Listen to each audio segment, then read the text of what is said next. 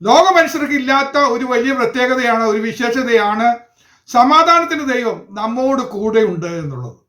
അതിന്റെ ബെനിഫിറ്റ് എന്തൊക്കെയാണെന്നും അതുമൂലമുള്ള ഗുണം എന്താണെന്നും എങ്ങനെ സമാധാനത്തിന്റെ ദൈവം നമ്മോട് കൂടെ ഇരിക്കുമെന്നും ആ ഒരു വലിയ വിജയം നമ്മുടെ ജീവിതത്തിലെ വൻ ശക്തിയാണെന്ന് ഓർത്ത് സ്തുതിപ്പാനും നമുക്കൊന്ന് മനസ്സിലാക്കാനും ചിന്തിപ്പാനായിട്ട് കഴിഞ്ഞു. ഇന്ന് നമുക്കുള്ള മറ്റൊരു വിശേഷത ചിന്തിപ്പാനാണ് താല്പര്യപ്പെടുന്നത്. എന്നാൽ റോമാലേഖനം പഠിക്കുന്ന സമയത്ത് അതിൽ പൗലോസ് പറയുന്നൊരു ഭാഗമുണ്ട്. 3-ാം അധ്യായത്തിൽ പറയുന്നത് യഹൂദന് എന്ത് വിശേഷതയുള്ളതെന്ന് ചോദിക്കുന്നുണ്ട്. യഹൂദന് ഒരു വിശേഷത ഇല്ലെന്നാണ് പറയുന്നത്. എന്നിട്ട് അതിന്റെ 9-ാം വാക്യത്തിൽ പറയുന്നു, ആകയാൽ എന്ത് നമുക്ക് വിശേഷതയുണ്ടോ? അശേഷം ഇല്ല എന്ന് പറയാണ്. നമുക്ക് വല്ല വിശേഷതയുണ്ടോ? അശേഷം ഇല്ല. എന്താ കാര്യം? എന്ത് വിശേഷത ഇല്ല പറയുന്നേ? പാപം ചെയ്യുന്ന കാര്യത്തിൽ യഹൂദനാണെന്നോ യവനാണെന്നോ അല്ലെങ്കിൽ ജാതിയാണെന്നോ ഒന്നും വ്യത്യാസമില്ല. ഒരു വ്യത്യാസമില്ല. എല്ലാവരും പാപം ചെയ്ത് ദൈവ തേജസ് നഷ്ടപ്പെടുത്തിയവരാണെന്ന് പറഞ്ഞു. ആ കാര്യത്തിൽ പ്രത്യേകിച്ച് വിശേഷതയൊന്നുമില്ല. എല്ലാവരും പാപം എല്ലാം ചെയ്ത് ദൈവ തേജസ് നഷ്ടപ്പെടുത്തിയവരാ. എന്നാൽ ദൈവത്തിന്റെ മക്കളാകാൻ ഭാഗ്യം ലഭിച്ച നമുക്ക് ചില പ്രത്യേകതകളുണ്ട്. ദൈവത്തിന്റെ സന്നിധിയിലേക്ക് നമ്മൾ കടന്നു വന്നു എന്നുള്ള ഒറ്റ കാരണം കൊണ്ട് ദൈവത്തെ നമ്മൾ തിരിച്ചറിഞ്ഞ് അവനെ വണങ്ങി നമസ്കരിക്കാൻ തുടങ്ങിയപ്പോൾ അവന്റെ കൃപ നമ്മിൽ പകർന്ന് പാപം പെരുകിയെടുത്ത് അത്യന്തം കൃപയും പെരുകി എന്ന് പറയുന്നത് പോലെ നമ്മളുണ്ടായിരുന്ന പാപത്തിന്റെ ആസക്തികളും പ്രശ്നങ്ങളും എല്ലാം നമ്മൾ ഏറ്റുപറഞ്ഞ് കർത്താവിന്റെ സന്നിധിയിൽ ചെന്നപ്പോൾ കർത്താവിന്റെ കൃപ പകർന്നു തന്നു. ആ കൃപയാണ് നമ്മെ വിശേഷതയുള്ളവരാക്കി മാറ്റിയത്. അതുകൊണ്ട് ഇന്ന് നമ്മൾ വായിക്കാൻ പോകുന്നത് ദൈവസന്നിധിയിൽ നമുക്ക് ലഭിച്ച മറ്റൊരു വിശേഷതയെക്കുറിച്ച് ചിന്തിക്കാനായിട്ട് താല്പര്യപ്പെടുകയാണ്. വായിക്കാൻ 2 തിമോത്തിയോസിന്റെ ലേഖനം 1-ാമത്തെ അധ്യായം 7-ാമത്തെ വാക്യം വായിക്കുന്നു. 2 തിമോത്തിയോസ് 1:7. ഭീരുത്വത്തിന്റെ ആത്മാവിനെ അല്ല, ശക്തിയുടെയും സ്നേഹത്തിന്റെയും സുബോധത്തിന്റെയും ആത്മാവിനെ അത്ര ദൈവം നമുക്ക് തന്നത്. ഭീരുത്വത്തിന്റെ ആത്മാവിനെ അല്ല, ശക്തിയുടെയും സ്നേഹത്തിന്റെയും സുബോധത്തിന്റെയും ആത്മാവിനെ അത്ര ദൈവം നമുക്ക് തന്നത്. നമ്മളെ വിശേഷതയുള്ളവരാക്കുവാൻ വേണ്ടി ദൈവം നമുക്ക് തന്ന ഒരു പ്രത്യേക കാര്യം പറയുകയാണ്. ലോക മനുഷ്യരിൽ നിന്നും മറ്റുള്ളവരിൽ നിന്നും നമുക്ക് വിശേഷത ലഭിക്കാൻ തക്കോണം നമ്മെ ശ്രേഷ്ഠരാക്കുവാൻ വേണ്ടി ദൈവം തന്ന ഒരു കാര്യം പറയുകയാണ്. അത് ആത്മാവിനെ തന്നു എന്നാണ്. ദൈവത്തിന്റെ പരിശുദ്ധ ആത്മാവിനെ നമുക്ക് തന്നു എന്നുള്ളതാണ്. അത് നമുക്ക് വിശേഷതയുള്ളവരാക്കാൻ പോവുകയാണ്. ദൈവസന്നിധിയിൽ ഉപവാസത്തോട് പ്രാർത്ഥനയോടെ ഇരിക്കുമ്പോൾ നമ്മൾ ചിന്തിക്കേണ്ട ഒരു ചിന്തയുണ്ട്. നമുക്കൊരു വിശേഷതയുണ്ട്. എപ്പോഴും ആത്മസന്നിധിയിൽ ദൈവസന്നിധിയിൽ പ്രാർത്ഥിക്കുന്ന ദൈവമക്കൾക്ക് ചില പ്രത്യേകതകളുണ്ട്. അത് ചോദിച്ചാൽ ഹാമാന്റെ ഭാര്യ പറയും. ഹാമാന്റെ ഭാര്യ മൊർദെഖായിയെ കുറിച്ച് പറയുന്നത്, ഹാമാനോട് പറയാ, ഹാമാനെ നീ മൊർദെഖായി ഒരിക്കലും ജയിക്കില്ലെന്ന് പറയാണ്. കാരണം എന്താണെന്ന് അറിയോ? മൊർദെഖായി ഉപവസിച്ച് പ്രാർത്ഥിച്ചുകൊണ്ടിരിക്കുന്ന മനുഷ്യനാ. അവൻ പ്രാർത്ഥനാ മനുഷ്യനാ. അവൻ പ്രാർത്ഥിക്കുന്നവനാ. അവൻ ഇപ്പോൾ പ്രത്യേകം പ്രാർത്ഥിച്ചുകൊണ്ടിരിക്കുന്നു എന്നതുകൊണ്ട് ഒരു കാരണവശാലും നീ അവനെ ജയിക്കയില്ല. എന്താ, മൊർദെഖായി ഒരു സാധാരണ മനുഷ്യനല്ലേ, വേറൊരു കാവൽക്കാരനല്ലേ. ഹാമാൻ എത്രയോ ഉയരത്തിലുള്ള മനുഷ്യനാ. അധികാരം കൊണ്ട്, സ്ഥാനം കൊണ്ട്, മാനം കൊണ്ട് എല്ലാം ഉയരത്തിലാ. പക്ഷെ ജയിക്കില്ല. ജയിക്കാത്തതിന് കാരണം ഇവനൊരു വിശേഷതയുണ്ട് എന്നാണ് കാണാനായിട്ട് കഴിയുന്നത്. അപ്പോ ദൈവം നമ്മളെ ഒന്ന് പ്രത്യേകതയാക്കി മാറ്റുന്നത്, പ്രാർത്ഥിക്കുന്ന ദൈവമക്കളെ നിശ്ചയമായും നമ്മിലൊരു ശക്തി പകരുന്നുണ്ട്, നമ്മിലൊരു ആത്മസാന്നിധ്യം പകരുന്നുണ്ട്. അത് മനസ്സിലാക്കുമ്പോൾ മറ്റുള്ളവരെ പരാജയപ്പെട്ടു പോവുകയാണ്.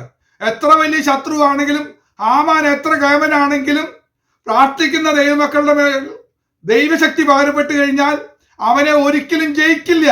അന്ധകാര ശക്തികൾക്ക് ജയിക്കാൻ കഴിയാതെ വണ്ണം നമ്മെ ശക്തരാക്കുന്ന ദൈവത്തിന്റെ ഒരു കൃപയാണ് ആത്മശക്തി. കർത്താവേ, ഈ ആത്മശക്തി എനിക്ക് തന്നിരിക്കുന്നു എന്നാണ് പറഞ്ഞിരിക്കുന്നത്. അവിടെ പറയുന്നത് തിമോത്തിയോസിന് കൊടുത്തു എന്നല്ല പറയുന്നത്, നമുക്ക് തന്നതെന്നാണ് പറയുന്നത്. എന്ന് പറഞ്ഞാൽ ഈ വചനം കേൾക്കുന്ന എല്ലാവർക്കും ദൈവം തിരുവചന പ്രകാരം പറയുകയാണെങ്കിൽ ഈ ആത്മാവിന് ദൈവം തന്നിട്ടുണ്ട്. തിമോത്തിയോസിന് പ്രത്യേകമായി കൊടുത്ത 4 കാര്യങ്ങളുണ്ട്. ഇവിടെ നമുക്ക് തന്നിരിക്കുന്ന ഈ ആത്മാവിന്റെ 4 പ്രത്യേകതകളുണ്ട്. 4 പ്രത്യേകതകൾ ഇങ്ങനെയാണ്. ഒന്ന്, ഭീരുത്വത്തിന്റെ ആത്മാവിനെ അല്ല എന്ന് പറഞ്ഞാൽ ധൈര്യം പകർന്നിരിക്കുകയാണ്. സാധാരണ മനുഷ്യരെക്കാളും അസാമാന്യ ധൈര്യം നമുക്ക് ദൈവം തന്നിരിക്കുകയാണ് ഈ ആത്മാവ് ലഭിച്ചതിന് ശേഷം. ഞാൻ വിശദീകരിക്കാം ഓരോന്നും. 2, ശക്തി തന്നിരിക്കുകയാണ്.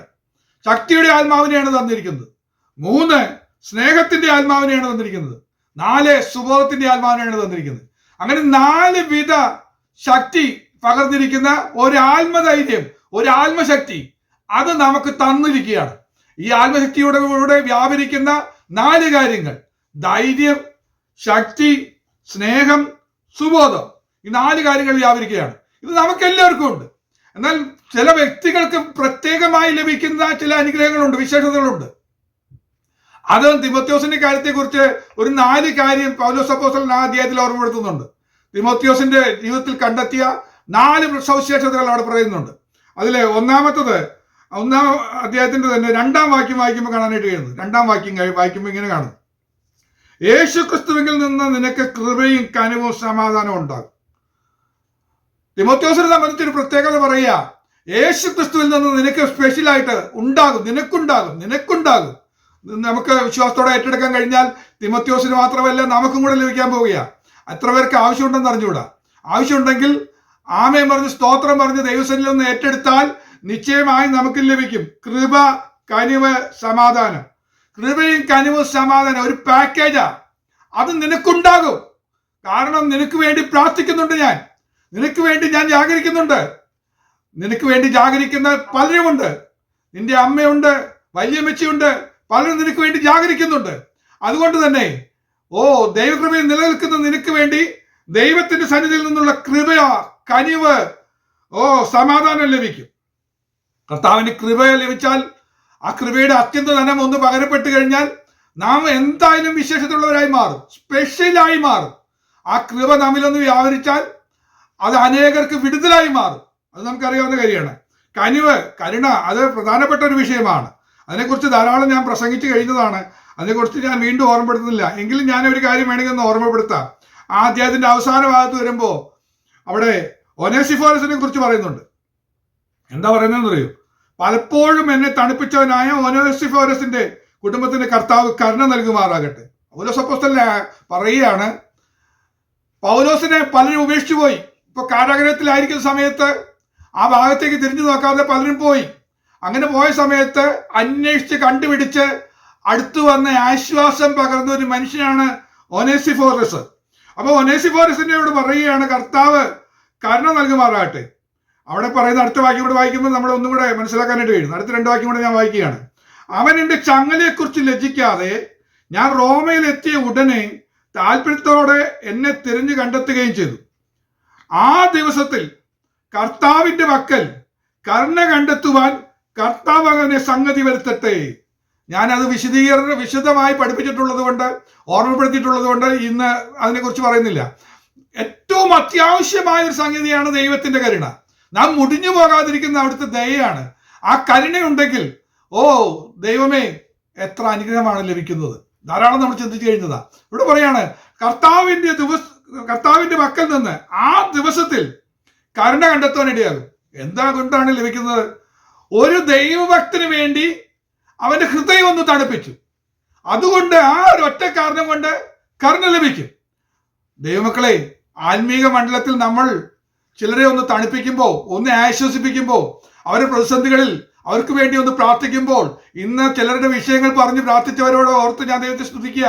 നിങ്ങൾ പ്രാർത്ഥിച്ചെന്നുള്ള ഒറ്റ കാരണം കൊണ്ട് ആ ദിവസത്തിൽ, അന്ന് നമ്മളവിടെ ചെന്ന് നിൽക്കുന്ന ദിവസത്തിൽ ശിക്ഷാവിധിയിലേക്ക് പോകേണ്ട നമ്മളെ ദൈവകരുണ നമ്മെ സ്വീകരിച്ച് ഹല്ലേലൂയ ദൈവ മഹത്വത്തിലേക്ക് നമ്മെ കൈക്കൊള്ളും. അതിന് കാരണം ഈ കരുണ ലഭിക്കുന്നതാണ്. അതുകൊണ്ട് ഇന്നത്തെ പ്രാർത്ഥന വ്രതാവായി പോയിട്ടില്ല. നമ്മൾ ചിന്തിക്കുകയാണ്, ഞാനൊന്ന് പ്രാർത്ഥിക്കേണ്ടി വന്നല്ലോ എന്ന് ഓർത്ത് വിഷമിക്കൊന്നും വേണ്ട. പ്രാർത്ഥിച്ചത് ഒരു വലിയ അനുഗ്രഹമാണ്. ചില വിഷയങ്ങൾ പറഞ്ഞ്, ചില കുടുംബത്തിന്റെ പേര് പറഞ്ഞ്, വ്യക്തികളുടെ പേര് പറഞ്ഞ് നമ്മൾ പ്രാർത്ഥിച്ചല്ലോ, അത് ദൈവത്തിന്റെ സന്നിധിയിൽ ഒരു നല്ല കാര്യമാണ്. ചിലരെ ഒന്ന് തണുപ്പിക്കാൻ വേണ്ടി, അവരുടെ ചൂടേറിയ വിഷയങ്ങൾക്ക് ഒരു ആശ്വാസം പകരുവാനായിട്ട് കഴിഞ്ഞുവെങ്കിൽ അത് നിശ്ചയമായും തണുപ്പിക്കുന്ന കാര്യമാണ്. അപ്പോൾ ഒന്ന്, തിമോത്തിയോസിനുള്ള പ്രത്യേകത, അവന്റെ ജീവിതത്തിൽ കൃപയും കനിവും സമാധാനവും ഉണ്ട് എന്നുള്ളതാണ് പ്രത്യേകത. അവന്റെ ജീവിതത്തിൽ എപ്പോഴും സമാധാനം അനുഭവിക്കുന്നുണ്ട്, ദൈവത്തിന്റെ കനിവ് അനുഭവിക്കുന്നുണ്ട്. കാരണം അവൻ ഈ ശുശ്രൂഷ മണ്ഡലത്തിൽ കർത്താവിന് വേണ്ടി പ്രവർത്തിക്കുന്നതുകൊണ്ട് ആ കനിവ് ദൈവത്തിൽ നിന്ന് പ്രാപിക്കുകയാണ്. ദൈവത്തിൽ നിന്ന് കൃപ ലഭിച്ച മനുഷ്യനാണ്. അതെങ്ങനെയാണ് ഒരു പ്രത്യേകത കാണുന്നത്. രണ്ടാമത്തെ പ്രത്യേകത അതിന്റെ 3-ാം വാക്യത്തിൽ പറയുന്നുണ്ട്, നിന്റെ കണ്ണുനീർ ഓർത്തും. തിമോത്തിയോസിനുള്ള രണ്ടാമത്തെ ഒരു പ്രത്യേകത പറയാണ്, തിമോത്തിയോസിന്റെ ജീവിതത്തിൽ കണ്ണുനീരുണ്ടെന്ന്. എന്ന് പറഞ്ഞാൽ ഈ കരുണ ലഭിക്കാനുള്ള കാരണമാണ് പറയുന്നത്. കണ്ണുനീരോടെ പ്രാർത്ഥിക്കുന്ന ഒരു ഭക്തനായിരുന്നു തിമോത്തിയോസ്. നിന്റെ എന്നാൽ അവിടെ പറയുന്നത് എന്നാൽ നിന്നെ കണ്ട് സന്തോഷപൂർണനാകുവാൻ വേണ്ടി ഞാൻ സ്തോത്രം ചെയ്യുന്നു എന്നാണ് പറയുന്നത്. നിന്നെ കണ്ട് സന്തോഷപൂർണനാകാൻ കഴിയും. കണ്ണുനീരോടെ പ്രാർത്ഥിക്കുന്നത് അപ്പോ സ്വന്തം വിഷയത്തിന് വേണ്ടി ദുഃഖിച്ച് കരയുന്ന കരച്ചിലല്ല, ആത്മാർത്ഥതയോടെ ആത്മീക വിഷയങ്ങൾക്ക് വേണ്ടി, വ്യക്തിഗതങ്ങൾക്ക് വേണ്ടി, ആത്മാക്കളുടെ വിടുതലിന് വേണ്ടി, ദൈവസഭയ്ക്ക് വേണ്ടി. ചരിത്രം പറയുന്നത് എഫെസോസ് സഭയിലെ പാസ്റ്ററായിരുന്നു തിമോത്തിയോസ് എന്നാ പറയുന്നത്. അപ്പോൾ ദൈവസഭയ്ക്ക് വേണ്ടി കരഞ്ഞു പ്രാർത്ഥിക്കുന്ന അനുഭവമാണ്. നിങ്ങളുടെ ദേവദാസന്മാരെ സംബന്ധിച്ചൊരു പ്രത്യേകതയുണ്ട്. ഞങ്ങളുടെ ഭാരം മാത്രമല്ല, ഞങ്ങളുടെ ഭാരം സാധാരണ എടുക്കാറില്ല. മറ്റുള്ളൊരു വിഷയം വരുമ്പോൾ, ചില കുടുംബത്തെക്കുറിച്ച് ഓർക്കുമ്പോൾ അറിയാതെ ഇരുന്ന് കരഞ്ഞു പോകും. വിഷമം വന്ന് സ്വന്തം അനുഭവം പോലെ അങ്ങ് തോന്നിയിട്ട്, അത് സ്വന്തം ജീവിതത്തിന്റെ ഭാഗമായി തോന്നിയിട്ട് ചില പ്രാർത്ഥിക്കുന്ന സമയത്ത് ഹല്ലേലൂയ, ഏത് പ്രയാസമാണെങ്കിലും അത് ഓർത്ത് ഇത്രയും കഷ്ട അവർ സഹിക്കുന്നല്ലോ, അവരുടെ ജീവിതത്തിൽ ഈ പ്രതിസന്ധിക്ക് ഒരു പരിഹാരം വേണ്ട കർത്താവേ, ഞാനായിരുന്നെങ്കിൽ തകർന്നു പോയനേലോ, കർത്താവെ അവർക്കൊരു ശക്തി പകരണമേ, അവർക്കൊരു കൃപ പകരണമേ എന്ന് പറഞ്ഞുകൊണ്ട് പ്രാർത്ഥിക്കുന്ന സമയത്ത് അറിയാതെ കരഞ്ഞു പോകാറുണ്ട്. അങ്ങനെ ദേവദാസന്മാർക്ക് വേണ്ടി ദൈവം ഒരുക്കിയ ഒരു കൃപയായിട്ട് ഞാൻ കാണുന്നത് കണ്ണുനീര് കൊടുത്തിരിക്കുന്നത്. ഞാനൊക്കെയാണ് ഈ സമയത്ത് പലതും താങ്ങാൻ പറ്റാത്ത കണ്ടീഷനാണ്. ഞാൻ ചില വിഷയങ്ങൾ പറയുമ്പോൾ ഒരു വിധത്തിൽ ഒതുക്കുകയാണ് മനസ്സിൽ, ഇല്ലെങ്കിൽ ഒരു അല്പം കൂടെ ഷെയർ ചെയ്ത് കഴിഞ്ഞാൽ ഞാൻ കരഞ്ഞു പോകും. അപ്പൊ അങ്ങനെ കരയാനുള്ള സാധ്യത കൂടുതലാണ്. അപ്പൊ കരയുന്ന ഒരു ഭക്തനാണ് തിമോത്തിയോസ്. അത് തിമോത്തിയോസിന്റെ മാത്രം പ്രത്യേകതയാണ്. ഈ 4-ാം വാക്യം വായിക്കുമ്പോൾ നിന്റെ നിർവ്യാജ വിശ്വാസം, അപ്പൊ നിന്റെ കണ്ണുനീര് ഇവിടെ പറയാണ്, നിന്റെ നിർവ്യാജ വിശ്വാസം അത് നിനക്ക് മാത്രമുള്ളതാ. എല്ലാവർക്കും നിർവ്യാജ വിശ്വാസമൊന്നുമില്ല. എന്നുവെച്ചാൽ വിശ്വാസം എല്ലാവർക്കും ഇല്ലല്ലോ. എന്നാലും വിശ്വാസം ഓരോരുത്തർക്കും പകുത്തു കൊടുത്ത ചില അളവുണ്ട്, അതനുസരിച്ചുണ്ട്. എന്നാൽ ആ അളവ് വെച്ച് നോക്കുമ്പോൾ തിമോത്തിയോസിന്റെ വിശ്വാസത്തിന്റെ പ്രത്യേകത നിർവ്യാജ വിശ്വാസം ഉണ്ടെന്ന് വെറുതെ ചടങ്ങിന് പറയുന്നതല്ല, ശരിക്കും വിശ്വസിക്കും. ഒരു വാക്യം പറഞ്ഞു കഴിഞ്ഞാൽ അതങ്ങ് പൂർണ്ണമായി വിശ്വസിക്കും. നമ്മളാണെങ്കിൽ ബുദ്ധി കൊണ്ട് ചിന്തിക്കും. നമ്മുടെ പല പ്രിയപ്പെട്ടവരും ഞാൻ ശ്രദ്ധിക്കാറുണ്ട്, അവരെ ഹൃദയം കൊണ്ട് സ്വീകരിക്കാറില്ല വചനത്തെ. അങ്ങനെ ആയിരുന്നെങ്കിൽ വൻ വിടുതലുകളാണ്, വലിയ അത്ഭുതങ്ങൾ ദൈവസഭയിൽ നടക്കുകയായിരുന്നു. ഇതൊക്കെ നടക്കണ കാര്യമാണോ? ഇതൊക്കെ പലരും പലതും പറഞ്ഞ് ഞാൻ കേട്ടിട്ടുണ്ടെന്നൊക്കെ പറഞ്ഞ് ബുദ്ധി കൊണ്ടങ്ങ് ചിന്തിക്കും. നടക്കാൻ പോകുന്ന കാര്യമാണോ എന്നൊക്കെ ചിന്തിച്ച് ഒരു കാരണവശാലും നടക്കില്ല. കാരണം എന്നറിയോ, ആത്മീക വിഷയങ്ങള് ബുദ്ധി കൊണ്ട് ചിന്തിച്ചാൽ വിജയം ലഭിക്കില്ല. ഇത് എന്നോട് പറയാ, നീ യുദ്ധം ചെയ്യാൻ പോകുമ്പോൾ വാളും പരിചയം കൊണ്ടുപോകണമെന്നല്ല പറഞ്ഞു, ഒരു മാൺകൂടാം അതിനകത്തൊരു ബന്ധമൊക്കെ കൊണ്ടുപോകാനാ പറഞ്ഞു. ബുദ്ധി കൊണ്ട് ചിന്തിച്ചാൽ അത്ഭുതം നടക്കില്ല. ആത്മീകമായ വിഷയത്തിൽ ദൈവികമായ കാര്യങ്ങൾ പറയുമ്പോൾ പുച്ഛിച്ചു തള്ളാതെ, ബുദ്ധി കൊണ്ട് ചിന്തിക്കാതെ, കർത്താവ് പറഞ്ഞത് ഞാൻ വിശ്വസിക്കുന്നു, ആ വിശ്വാസത്തോടെ മുന്നോട്ട് പോകുന്നതിനാണ് നിർവ്യാജ വിശ്വാസം എന്ന് പറയുന്നത്. ഇന്ന് തിരുവചനം കേൾക്കുമ്പോൾ അത് വിശ്വസിക്കുന്നു എന്ന് ചോദിച്ചാൽ വിശ്വസിക്കുന്നു എന്നൊക്കെ പറയും. എന്നാൽ ഉള്ളം കൊണ്ട് നമ്മൾ എന്ത് ചെയ്യും? സാറ ചിരിച്ച പോലെ ചിരിക്കുകയും ചെയ്യും, അല്ലെങ്കിൽ നമ്മൾ ബുദ്ധി കൊണ്ട് ചിന്തിച്ചിട്ട് പരിഹസിക്കുകയും ചെയ്യും. ഇതാണ് പറ്റുന്ന പ്രയാസം. എന്നാൽ തിമോത്തിയോസ് അങ്ങനെയല്ല. നിന്റെ നിർവ്യാജ വിശ്വാസം, അതിനെക്കുറിച്ച് പറയുന്നുണ്ട്, ഒരു പാരമ്പര്യം തന്നെ കിടക്കുക. നിന്റെ അമ്മയിലും വല്യമ്മയിലും ഒക്കെ ഉള്ള വിശ്വാസം എന്ന് പറയുന്നത് ആ കുടുംബത്തിന്റെ തന്നെ ഒരു പ്രത്യേകതയായിട്ട് തോന്നുകയാണ്. ഒരു നിഷ്കളങ്ക കുടുംബം. ഹല്ലേലൂയ. ഒരു വിശ്വാസ കുടുംബത്തിന്റെ ഒരു പ്രത്യേകതയാണ് അങ്ങ് വിശ്വസിക്കുക, വചനം പൂർണ്ണമായി വിശ്വസിക്കുക. ഈ ആധുനിക കാലത്ത് അങ്ങ് പൂർണ്ണമായി വിശ്വസിക്കാൻ വളരെ പ്രയാസ. ബുദ്ധി മണ്ഡലം അത്രയധികം വികസിച്ച് ഈ നാസ്തിക ചിന്താഗതികളെ പലതും നമ്മളെ ചോദ്യം ചെയ്തുകൊണ്ടിരിക്കുന്ന കാലഘട്ടത്തിൽ പലരുടെയും ചോദ്യങ്ങളൊക്കെ കേട്ട്, ബുദ്ധി കൊണ്ടുള്ള ചോദ്യങ്ങളൊക്കെ കേട്ടിട്ട് ദൈവം ഉണ്ടോ, ദൈവം എവിടെ എന്നൊക്കെ ചോദിച്ച് പലതും ചോദിച്ചുകൊണ്ടിരിക്കുന്ന സമയത്ത് ഇത് ബുദ്ധി കൊണ്ടങ്ങ് ചിന്തിച്ച് നമ്മുടെ വിശ്വാസം കെട്ടുപോവുകയാണ്, വിശ്വാസം തണുത്തു പോവുകയാണ്. ആ സമയത്താണ് പറയുന്നത് നിന്റെ നിർവ്യാജ വിശ്വാസം. അതിന്റെ 6-ാമത്തെ വാക്യം വായിക്കുമ്പോൾ 4-ാമത്തെ പ്രത്യേകത പറയാ, നിന്നിലുള്ള ദൈവത്തിന്റെ കൃപാവരം, എന്റെ കൈവെപ്പിനാൽ നിന്നിലുള്ള ദൈവത്തിന്റെ കൃപാവരം. അപ്പൊ തിമോത്തിയോസിന് മാത്രമായി 4 അനുഗ്രഹങ്ങൾ കിടക്കുന്നുണ്ട്. ഒന്ന്, ദൈവത്തിന്റെ കൃപയിൽ നിന്ന്, ദൈവത്തിന്റെ ക്രിസ്തുയേശുവിൽ നിന്ന് ലഭിച്ച കൃപയും കനിവും സമാധാനവും. 2, നിന്റെ സ്പെഷ്യൽ കണ്ണുനീര്. 3, നിന്റെ നിർവ്യാജ വിശ്വാസം. 4, നിന്നിലുള്ള ദൈവത്തിന്റെ കൃപാവരം. അപ്പൊ ഇതൊക്കെ തിമോത്തിയോസിന് മാത്രമായിട്ടുള്ളതാണ്. ഇത് തിമോത്തിയോസിന് മാത്രമായി വിട്ടുകൊടുക്കേണ്ട കാര്യമല്ലെന്ന് ഞാൻ പറയുന്നു. ഇത് നമുക്കും ഏറ്റെടുക്കാനായിട്ട് കഴിയും. ഇന്ന് ഈ വചന ശുശ്രൂഷയിൽ നമ്മിൽ പകരപ്പെട്ട ദൈവത്തിന്റെ കൃപാവരങ്ങൾ ജ്വലിക്കപ്പെടുമെന്ന് ഞാൻ വിശ്വസിക്കുകയാണ്. പൂർണ്ണമായും ജ്വലിക്കപ്പെടണം. അതിനൊരു ജ്വലനം ഉണ്ടാകണം. ജ്വലനം എന്നൊക്കെ പറഞ്ഞു കഴിഞ്ഞാൽ സ്റ്റിറപ്പ് എന്നാണ് പറഞ്ഞിരിക്കുന്നത്. അതായത് ഒരു പാത്രത്തിലെ വെള്ളത്തിൽ കുറച്ച് പഞ്ചസാര ഇട്ട് ഇളക്കുമ്പോൾ ആ മധുരം അതിനകത്ത് പൂർണ്ണമായി ലയിച്ച് വെള്ളത്തിന്റെ രൂപം മാറുകയാണ്, അല്ലെങ്കിൽ അതിന്റെ ടേസ്റ്റ് മാറുകയാണ്. ഇതുപോലെ കൃപാവരം ജ്വലിപ്പിക്കപ്പെടുമ്പോൾ നമ്മൾ അങ്ങനെ മാറും. നാം മൊത്തത്തിൽ ഒരു രൂപാന്തരം സംഭവിക്കും. നമ്മൾ ആള് മാറിയവനെ പോലെയാണ്. പഴയ നിയമത്തിലെ ശൗലിനെ കുറിച്ച് കാണുന്നുണ്ട്, അവൻ ആള് മാറിയവനെ പോലെയാ എന്ന് വായിക്കുന്നത്. നീയും പ്രവാചക ഗണത്തിൽ ഉണ്ടോ എന്നൊക്കെ ചോദിക്കത്തൊക്കെ വേണം. ശൗലും പ്രവാചക ഗണത്തിലേക്ക് മാറുന്ന ഒരു രീതി. കാരണം ഒരു അഭിഷേകം അവന് ലഭിച്ചപ്പോൾ, ഒരു പ്രവാചകനിൽ നിന്ന് ലഭിച്ച അഭിഷേകം, ആ കൈവപ്പ് ലഭിച്ചു കഴിഞ്ഞപ്പോ, ആ കൃപാവരം ജ്വലിക്കപ്പെട്ടു കഴിഞ്ഞപ്പോ അവൻ നടന്ന് പ്രവചിക്കാൻ തുടങ്ങി. സ്തോത്രം. ദൈവമക്കളെ, ഇന്ന് തിരുവചന ശുശ്രൂഷയുടെ ഇടയിൽ കൃപാവരങ്ങൾ ജ്വലിക്കപ്പെടുമെന്ന് ഞാൻ പൂർണ്ണമായി വിശ്വസിക്കുക. നമ്മിൽ പകരപ്പെട്ട ചില കൃപാവരങ്ങൾ ജ്വലിക്കപ്പെടുന്നത് ദിവസമാണ്. നമ്മുടെ വിശ്വാസത്തിലെ ഒരു നിർവ്യാജ വിശ്വാസത്തിലേക്ക് നമ്മൾ പ്രവേശിക്കാൻ പോവുകയാണ്. ഓ ഹല്ലേലൂയ. നമുക്ക് കണ്ണുനീരോടെ പ്രാർത്ഥിക്കാനുള്ള ചില വരങ്ങൾ ഇന്ന് പ്രാപിക്കാൻ പോവുക. പ്രാർത്ഥനയുടെ ചില വരങ്ങൾ പ്രാപിക്കാൻ പോവുക. പ്രാർത്ഥനയുടെ ഒരു വരമായി മാറട്ടെ. കണ്ണുനീരോടെ പ്രാർത്ഥിക്കുമ്പോൾ, കണ്ണുനീര് കണ്ടാൽ മറികടന്നു പോകാത്ത ദൈവം, കണ്ണുനീരോടെ വിതച്ചാൽ ആർപ്പോടെ കൊയ്യാൻ കഴിയും.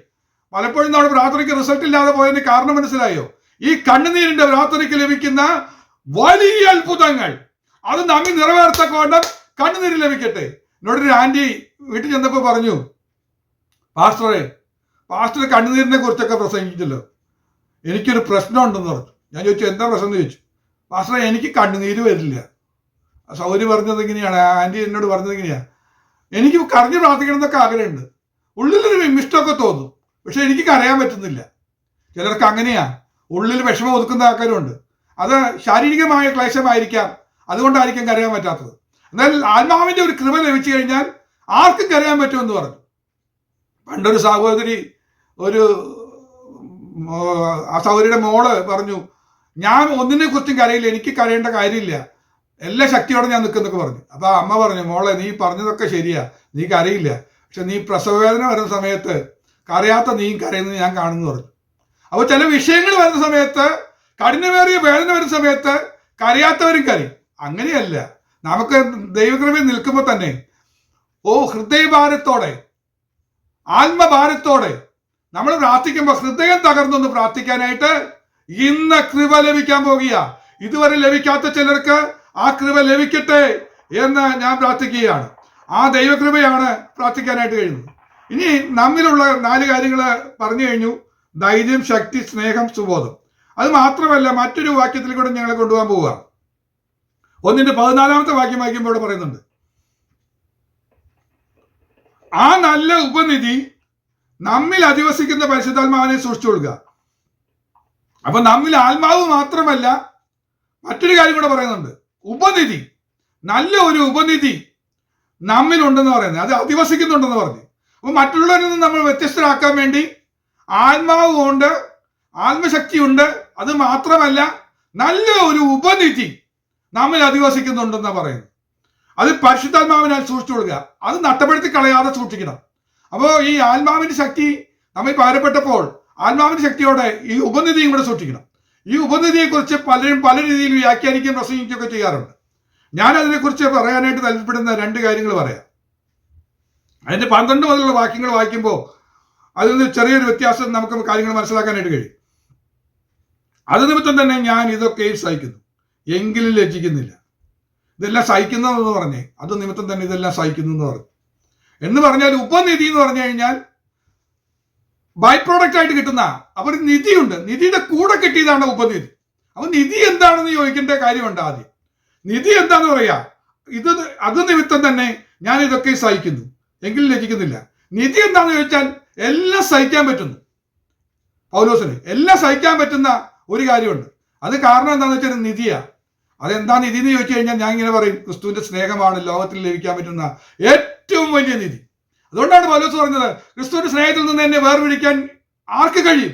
കഷ്ടതയോ, പട്ടിണിയോ, ആപത്തോ, വാളോ, നഗ്നതയോ, ഇവയൊന്നിനും എന്നെ വേർപിടിക്കാൻ കഴിയില്ല. അതാ പറയുന്നത്. എന്താണ്? ക്രിസ്തുവിന്റെ സ്നേഹം. അത് നിമിത്തം, ക്രിസ്തുവിന്റെ സ്നേഹം നിമിത്തം തന്നെ ഞാൻ ഇതൊക്കെ സഹിക്കുന്നു. അപ്പൊ ആ ക്രിസ്തുവിന്റെ സ്നേഹം ആണ് നിധി എന്ന് കാണേണ്ടിയിരിക്കുന്നു. അത് ഇനി അടുത്തത് പറയാണ്, എങ്കിലും ഞാൻ ലജ്ജിക്കുന്നില്ല, ഞാൻ ആരെ വിശ്വസിച്ചിരിക്കുന്നു എന്നറിയുന്നു, അവൻ എന്റെ ഉപനിധി ആ ദിവസം വരെ സൂക്ഷിപ്പാൻ ശക്തനെന്ന് ഉറച്ചുമിരിക്കുന്നു. അടുത്ത വാക്യം 13 വാക്യം വായിക്കുമ്പോൾ, എന്നോട് കേട്ട പത്തിവചനം, നീ ക്രിസ്തുവേശിലുള്ള വിശ്വാസത്തിലും സ്നേഹത്തിലും മാതൃകയാക്കി കൊള്ളുക. അപ്പൊ രണ്ട് കാര്യം അവിടെ പറയുന്നുണ്ട്. നിധി ഉപനിധി അവിടെ വ്യക്തമാക്കുന്നത് എങ്ങനെയാണ്? അപ്പൊ വിശ്വാസവും സ്നേഹമാണത്. നിധി സ്നേഹമാണെങ്കിൽ വിശ്വാസമാണ് ഉപനിധി. അത് നമ്മൾ കാത്തു സൂക്ഷിക്കണം. ഏതുവരെ? ആ നല്ല ഉപനിധി അവസാനം വരെ കാത്തു സൂക്ഷിക്കണം. അത് നമ്മൾ കാത്തു സൂക്ഷിച്ചാൽ, വിശ്വാസം അവസാനം വരെ കാത്തു സൂക്ഷിച്ചാൽ നമുക്കറിയാം നിശ്ചയമായും നാം നിത്യരാജ്യത്തിൽ ദൈവത്തിന്റെ മഹത്വത്തിൽ പ്രവേശിക്കുക തന്നെ ചെയ്യും. അപ്പൊ രണ്ട് കാര്യങ്ങൾ നമുക്ക് ദൈവം പകർന്നു തന്നിട്ടുണ്ട്. ദൈവത്തിന്റെ സ്നേഹം നമ്മിൽ പകർന്നു തന്നിട്ടുണ്ട്. ദൈവത്തിന്റെ സ്നേഹം കൊണ്ടാണ് നാം ഇന്ന് അനുഭവിക്കുന്ന സന്തോഷവും സമാധാനവും സ്വസ്ഥതയൊക്കെ. മറ്റുള്ളവരെക്കാൾ നമ്മൾ വിശേഷത ഇല്ലാത്തവരാ സത്യത്തിൽ. പൗലോസ് പറയുന്നത് നമുക്ക് എന്ത് വിശേഷതയുണ്ട്? അശേഷമില്ല. പക്ഷെ നമ്മൾ വിശേഷതയുള്ളവരായി മാറിയത് എങ്ങനെയാന്ന് ചോദിച്ചാൽ നമ്മിൽ പകർന്ന ദൈവസ്നേഹം നിമിത്തമാണ്. ദൈവസ്നേഹം നിമിത്തമാണ് നാം ഇന്ന് സ്വസ്ഥത അനുഭവിക്കുന്നത്. അല്ലെങ്കിൽ നമ്മളെക്കാൾ യോഗ്യരായവരും ശ്രേഷ്ഠരായവരും ധാരാളം ഭൂമിയിലുള്ളപ്പോൾ അവർക്ക് ലഭിക്കാത്ത മാന്യതയും അവർക്ക് ലഭിക്കാത്ത നന്മകളും നമ്മൾ ലഭിക്കുക. കുറെ പേര് കഷ്ടം അനുഭവിക്കുന്നു, പട്ടിണി കിടക്കുന്നു, നിരാശപ്പെടുന്നു, അല്ലെങ്കിൽ രോഗത്തിന്റെ അവസ്ഥയിലായിരിക്കുന്നു. നമ്മൾ ഇന്ന് സന്തോഷത്തോടെ ഇരിക്കുന്നു എന്ന് ഉള്ളത് നമ്മുടെ വിശേഷത കൊണ്ടൊന്നുമല്ല, നമ്മിൽ പകർന്ന സ്നേഹമാണ്. ആ വലിയ നിധി നമ്മൾ കണ്ടെത്തി, ദൈവസ്നേഹമാകുന്ന നിധി. അതിന്റെ കൂടെ ഈ സ്നേഹം നിലനിൽക്കാൻ നമുക്ക് കഴിയുന്നതാണ് ഉപനിധിയായ വിശ്വാസം. ആ വിശ്വാസം നമ്മൾ അവസാനം വരെ കാത്തു സൂക്ഷിക്കണം.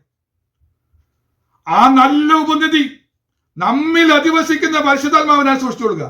ദൈവസ്നേഹവും വിശ്വാസവും പരിശുദ്ധാത്മാവിനാൽ അവസാനം വരെ നമ്മൾ സൂക്ഷിക്കേണ്ടതാണ്.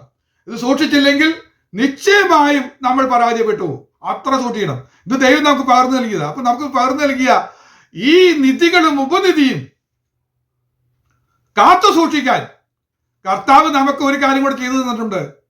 പരിശുദ്ധാത്മാവിന് നൽകി തന്നിട്ടുണ്ട്. ഈ പരിശുദ്ധാത്മാവ് സാധാരണ ഒരു ശക്തിയല്ല. അതിന്റെ പ്രത്യേകത പറയുകയാണ് 4 കാര്യങ്ങൾ. അവിടേക്കാണ് നമ്മൾ ചിന്തിക്കാനായിട്ട് പോകുന്നത്. ചിന്താവിഷയം അതാണ്. നമ്മളെ പ്രത്യേകതയുള്ളതാക്കി മാറ്റുന്ന ഈ ആത്മശക്തി ഒന്നാമത് ചെയ്യുന്നത് നമ്മുടെ ഭീരുത്വം മാറ്റും. നമ്മൾ ഭയങ്കര പേടിയുള്ളവരാണ്. എല്ലാ കാര്യത്തിനും പേടിയാ. രോഗത്തെക്കുറിച്ച് പേടിയുണ്ടോയെന്ന് ചോദിച്ചാൽ അത് തെളിഞ്ഞത് കൊറോണ വൈറസ് വന്ന സമയത്താണ്. എല്ലാവരും പേടിച്ച് ഭയപ്പെട്ട് അകത്ത് ഒളിച്ചതൊക്കെ കാണാനായിട്ട് കഴിയുന്നു. മനുഷ്യർക്ക് പേടിയുണ്ട്. മരണത്തെക്കുറിച്ച് പേടിയുണ്ട്. പലർക്കും മരണത്തെക്കുറിച്ച് ഒരു ഭീതിയാണ്. എങ്ങനെയായിത്തീരും, എന്തായിത്തീരും എന്ന് ഓർത്ത് മരണം വരുമോ എന്ന് ഓർത്ത് മരണത്തെക്കുറിച്ച് പറയാനേ പാടില്ല. പാട്ട് പാടുന്നത് കേൾക്കുമ്പോൾ പേടിയാ. അതിനെക്കുറിച്ച് പറയല്ലേ, വേറെ എന്തെങ്കിലും ഉണ്ടെങ്കിൽ പറഞ്ഞോ എന്നൊക്കെ പറഞ്ഞ് ഒഴിഞ്ഞു മാറുന്ന ധാരാളം പേരെ കണ്ടിട്ടുണ്ട്. ഭയങ്കര പേടിയാണ് നമുക്ക് എല്ലാവർക്കും. എന്നാൽ കൃപ വന്ന ശേഷം നമ്മുടെ ഈ പേടിയൊക്കെ മാറി. അതെന്താകും ഇതെന്താകും എന്നുള്ള പേടി, എന്ത് തിന്നും എന്ത് കുട്ടിക്കും എന്നുള്ള ഉപജീവനത്തിനായിട്ടുള്ള ജീവനത്തിനും ശരീരത്തിനായിട്ടുള്ള കാര്യങ്ങളെക്കുറിച്ചുള്ള പേടിയൊക്കെ നമ്മുടെ മാറി. കാരണം നമുക്കൊരു നല്ല പിതാവ് ഉണ്ടെന്നേ.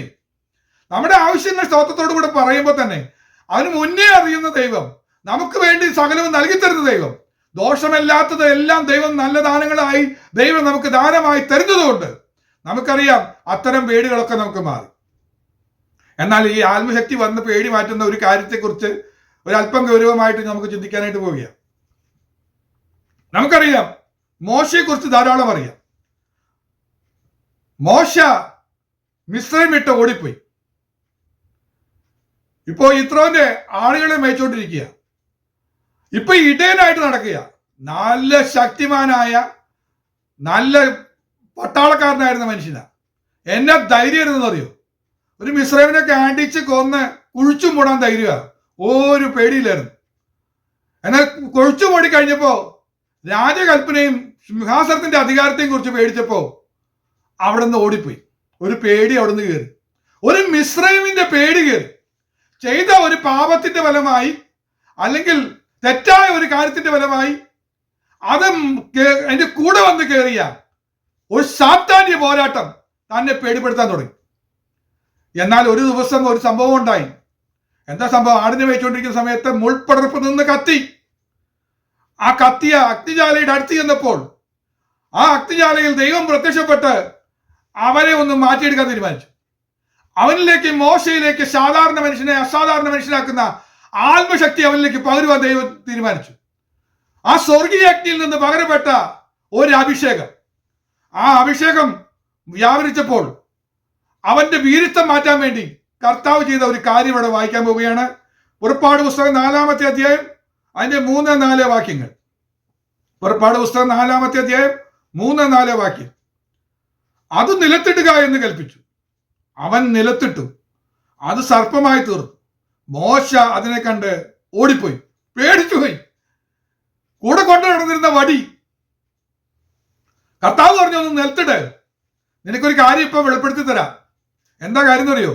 നിന്നെ ഭീരുവാക്കി മാറ്റിയ ഒരു ശക്തി നിന്റെ കൂടെ ഉണ്ട്. ആ ശക്തി പുറത്തേക്ക് വെളിപ്പെടുത്തുക. എങ്ങനെ വെളിപ്പെടുത്തുന്നത്? നമ്മുടെ കൂടെ ഭീരുത്വം വരുന്ന, പേടിപ്പെടുത്തുന്ന, ഭയപ്പെടുത്തുന്ന ചില വിഷയങ്ങൾ നമ്മുടെ കൂടെ കൂടിയിട്ടുണ്ട്.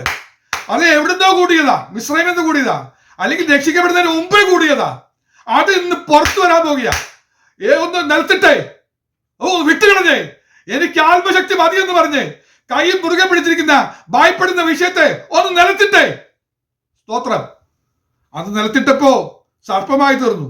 മോശ അതിനെ കണ്ട് ഓടിപ്പോയി. കർത്താവ് പറയുക, മോശേ, നീ ഓടണ്ട, നിക്കവിടെ, തിരിഞ്ഞു വാ. എന്നിട്ട് എന്താ പറഞ്ഞ? യഹോവ മോശയോട്, നിന്റെ കൈ നീട്ടി അതിനെ വാലിൽ പിടിക്ക എന്ന് കൽപ്പിച്ചു. അവൻ കൈ നീട്ടി അതിനെ പിടിച്ചു. അത് അവന്റെ കയ്യിൽ വടിയായി തീർന്നു. അപ്പോ മോശ കൊണ്ടു നടന്നിരുന്ന വടി ഒരു കാര്യം വെളിപ്പെടുത്തി. മിസ്രൈമിൽ നിന്ന് പോന്നപ്പോ ഒരു സർപ്പശക്തി, അവരുടെ മന്ത്രവാദ ശക്തികളാണ് ഈ സർപ്പശക്തി. മന്ത്രവാദത്തിന് മിസ്രൈമ്യ മന്ത്രവാദികൾക്ക് വടിയെ പാമ്പാക്കാൻ കഴിയും. ഇവരൊരു വടിയെടുത്തപ്പോൾ അതിൻ്റെ അകത്തെ മന്ത്രവാദ ശക്തി പാമ്പായിട്ട് അതിനകത്ത് ഒളിഞ്ഞിരിക്കുകയായിരുന്നു. നമുക്കറിയാം, മോശ അവിടെ ചെല്ലുമ്പോൾ മോശ വടിയിട്ട് പാമ്പായി കഴിഞ്ഞപ്പോ മന്ത്രവാദികളും വടി നിലത്തിട്ടു, അതും പാമ്പായി തീർന്നതൊക്കെ നമ്മൾ വായിക്കുന്നുണ്ട്. ഈ ദുർഭൂത അന്ധകാര ശക്തി ഈ മനുഷ്യന്റെ കൂടെ നടക്കുന്നത് ഈ മനുഷ്യൻ അറിഞ്ഞില്ല. ഇതാണ് ഇവന് ഭയപ്പെടുത്തിക്കൊണ്ടിരുന്നത്. ആ ഭയം എന്റെ കൂടെ കൂടിയതുകൊണ്ടാണ് തിരിച്ച് മിസ്രൈമിലേക്ക് പോകാതെ, കൊട്ടാരത്തിലേക്ക് പോകാതെ പേടിച്ച് ഒളിച്ചിരുന്നത്. എന്നാലൊന്നും ഒരു കാര്യം ഓർക്കുക, ആത്മാവിന്റെ ശക്തി പകരപ്പെട്ട് കഴിഞ്ഞപ്പോ, മോശയിൽ ഈ ആത്മശക്തി വ്യാപാരം പകരപ്പെട്ട് കഴിഞ്ഞപ്പോ, ഇതിന് നിസ്സാരമായി അതിന്റെ വാലിനെ പിടിച്ച് ഇപ്പോ ഈ പാമ്പ് എഴയുന്നില്ല, എഴഞ്ഞു നടക്കുന്നില്ല. നോക്കിയേ, ഇപ്പൊ അത് പണം വിടർത്തി ചീറ്റുന്നില്ല. സർപ്പമാ, പക്ഷെ അത് ചീറ്റുന്നില്ല, അത് കൊത്തുന്നില്ല. നിങ്ങളെ പലപ്പോഴും ഇഴയുന്ന ചില ശക്തികളായി ജീവിതത്തെ വലിച്ചഴിച്ചുകൊണ്ട് നന്മ ലഭിക്കാതെ വണ്ണം അന്ധകാര ദുർശക്തികൾ ഇഴയ്ക്കുന്ന ചില അനുഭവങ്ങൾ, ചില കാര്യങ്ങൾ സമയത്ത് നടക്കാതെ ഇഴഞ്ഞു നീങ്ങുകയാ. ഇന്ന് വിടുതല, ഇന്ന് വിടുതല. ഇന്ന് പകരപ്പെടുന്ന ആത്മശക്തിയുടെ വ്യാപാരത്താൽ, ഒരു വലിയ ജയം പ്രാപിക്കാൻ പോകുക. കുടുംബത്തിലെ ചില കാര്യങ്ങൾ ഇഴഞ്ഞു നീങ്ങുകയാ, സമയത്ത് നടക്കുന്നില്ല.